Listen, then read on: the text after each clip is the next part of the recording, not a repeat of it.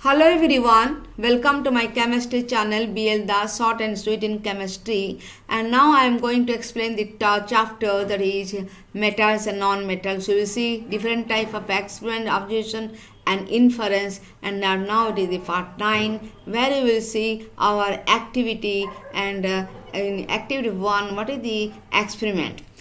Now you will say magnesium ribbon. If you take a magnesium ribbon and now here it will burn with the help of the Bunsen burner, and what is the product and what is the reaction with water. This product is actually magnesium oxide, white powder. Now we will see what happened in observation. On burning, a white mass is produced, and that is called magnesium oxide. This magnesium oxide react with water, and here if you put red litmus paper it turns blue.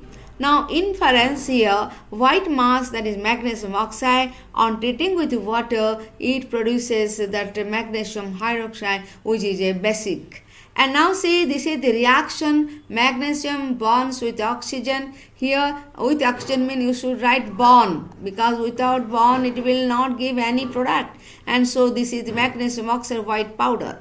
This white powder, when treated with water in a test tube, it gives magnesium hydroxide. Magnesium hydroxide is basic in nature. So it is, if you see the red litmus paper, it turns blue. Now come to activity 2, where you take sulfur powder. You know the color of this sulfur powder? Color of the sulfur powder, that is yellow color. When it burns strongly in a spatula or in a test tube, what happen? After that, if you add water, then what happen? And now on treating with water, actually when it is heated and after that it treat with water, it turns blue litmus paper to red. What do you mean indicates blue litmus paper to red? That means it is acidic. That means sulfur bond with oxygen and then gives sulfur dioxide. Sulfur dioxide is acidic nature. That is called sulfur dioxide is a acidic character, acidic oxide. Now conclusion is non-metal oxides are acidic character, metal oxides are basic character. Before that, you have seen that magnesium which burns with oxygen and treated with water, red litmus paper turns to blue. That means magnesium oxide is basic in nature. Now see here, sulfur bonds with oxygen, sulfur dioxide. Sulfur dioxide is here burning sulfur smell gas, and this one when treated with water it gives H2SO3. What is H2SO3? Sulfurous acid. And sulfurous acid when treated again with water it changes to sulfuric acid. Or you treat simply oxygen also, it gives sulfuric acid. Sulfur is yellow powder and sulfur dioxide is a gas, burning sulfur smell gas. And sulfur dioxide is acidic in nature. That means is it clear? Sulfur bonds with oxygen, then it gives sulfur dioxide. Sulfur dioxide treated with water sulfur, then sulfurous acid. Next is experiment 3. Now activity 3 in experiment, you will take a plastic mug and add small pieces with water. You take water in a plastic mug and add a small pieces of sodium. You know what is the sodium color? A light yellowish color, and it is only it can kept in our kerosene, otherwise it will react immediately. Now sodium is very active towards water, and active means reaction, explosion takes place, it gives hydrogen gas. Then what is the observation? Reaction takes place vigorously with the evolution of hydrogen gas. When hydrogen gas evolve and light explosion may takes place. So hydrogen gas catches fire with a sweet puff sound.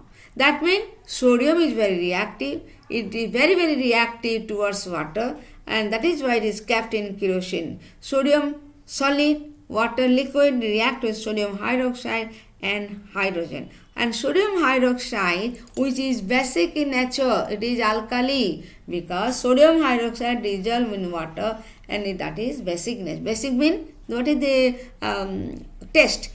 Red litmus paper to blue. Now you can see here, first one you can see magnesium bonds with oxygen. it gives magnesium oxide. Magnesium oxide, that is basic in nature. That means metal oxides are basic in nature.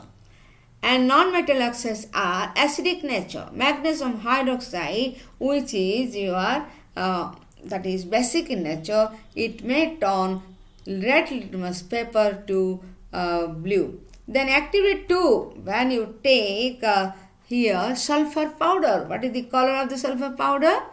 Yellow. A yellow powder, amorphous powder. Now heat with or burn it strongly in a spatula or in a test tube, and after burning it changes to sulfur dioxide, the gas form.